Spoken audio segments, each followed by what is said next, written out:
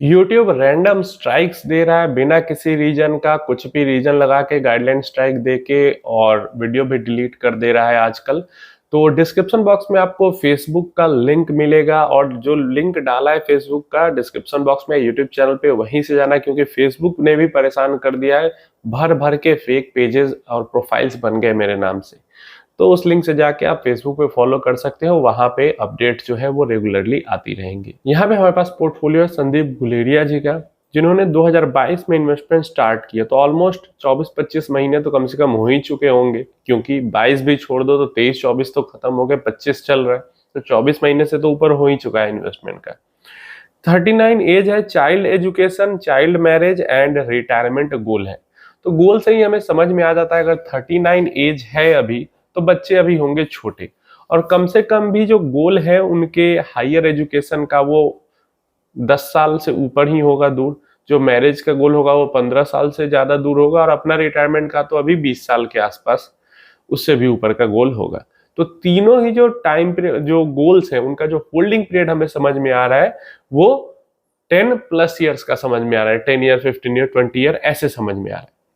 Next जो funds है यहाँ पे, मोतीलाल का स्मॉल कैप, अब छोड़ो मोतीलाल का हो किसी का हो, पहला एक स्मॉल कैप हो जाता है, दूसरा अगेन स्मॉल कैप हो जाता है, तीसरा अगेन स्मॉल कैप हो जाता है, चौथा भी स्मॉल कैप हो जाता है। तो 4 स्मॉल कैप फंड्स हो गए, एक 500 मोमेंटम 50 फंड हो जाता है, और एक मिड कैप फंड हो जाता है।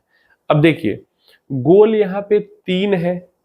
अब कितने नंबर ऑफ गोल्स है, कितने चिल्ड्रन है, ये इन्होंने यहाँ पे नहीं बताया है।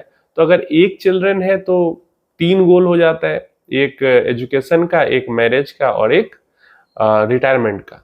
तो 6 फंड्स अगर हम ये भी मान ले कि 2-2 फंड्स गोल के लिए रखा गया है तो भी यहाँ पे कोई दिक्कत नहीं है।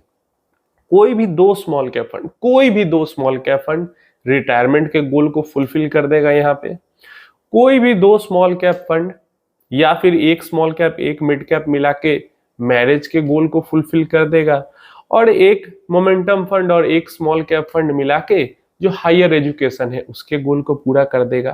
तो देखिए बेस्ट तरीका यही होता है पोर्टफोलियो को बनाने का, क्योंकि हमने देखा, देखो इस पोर्टफोलियो में क्या क्या अच्छी चीजें हैं। अननेसेसरी बिना कारण का कोई सेक्टोरल फंड नहीं रखा गया है, या फिर भर नहीं दिया गया। मैं कोई कोई पोर्टफोलियो देखता हूँ सेक्टोरल फंड से ही भरा रहता है, वो नहीं किया गया है। अननेसेसरी लार्ज कैप फंड्स उठा के नहीं भर दिए गए हैं, या फिर लार्ज कैप का एक्सपोजर बिना कारण का बहुत ज्यादा नहीं भर गया गया है, क्योंकि पोर्टफोलियो में जरूरत ही नहीं है इन चीजों की। अननेसेसरी बहुत सारे स्मार्ट बीटा फंड्स भी नहीं भर दिए गए हैं। जो गोल है हमारा उससे अलाइन हो रहा है, जो म्यूचुअल फंड की कैटेगरी उसके अंदर हमने इन्वेस्टमेंट कर ली है। और यही तरीका होता है बेस्ट पोर्टफोलियो बनाने का और अपने गोल्स को कम पैसों में सही समय पे अच्छे से अचीव करने का। अब इसी की जगह पे यहाँ पे मान लो जैसे 4 स्मॉल कैप फंड है, और 4 स्मॉल कैप की जगह अगर 4 मान लो फ्लेक्सी कैप रख लिया जाता तो क्या होता? तो हमें और ज्यादा पैसे इन्वेस्ट करने पड़ते सेम गोल को पूरा करने के लिए, क्योंकि एक स्मॉल कैप फंड के रिटर्न में एक फ्लेक्सी कैप के रिटर्न में 20 साल के टाइम पीरियड में बड़ा अंतर, पास्ट में कम अंतर रहा है, पास्ट में भी अंतर रहा है लेकिन कम रहा है, फ्यूचर में और ज्यादा अंतर बढ़ेगा। क्योंकि पीछे जब हम 15 साल पहले देखते हैं तो सेबी का इतना स्ट्रिक्ट कैटेगराइजेशन नहीं था, जो कि अब हो चुका है। तो अब सब कुछ बहुत सोच समझ के, और जब हम फ्लेक्सी कैप को देखते हैं तो वो लार्ज कैप बायसनेस बहुत ज्यादा रहती है उनके अंदर। तो इसलिए अपने गोल को समझे, हमेशा मैं ये चीजें आपको बताता हूं। सबसे पहले अपने गोल को समझे, उस गोल को पूरा करने के लिए कितना टाइम लगने वाला है इसको समझे, एंड देन उसके अकॉर्डिंग फंड की कैटेगरी सेलेक्ट करके इन्वेस्ट करें।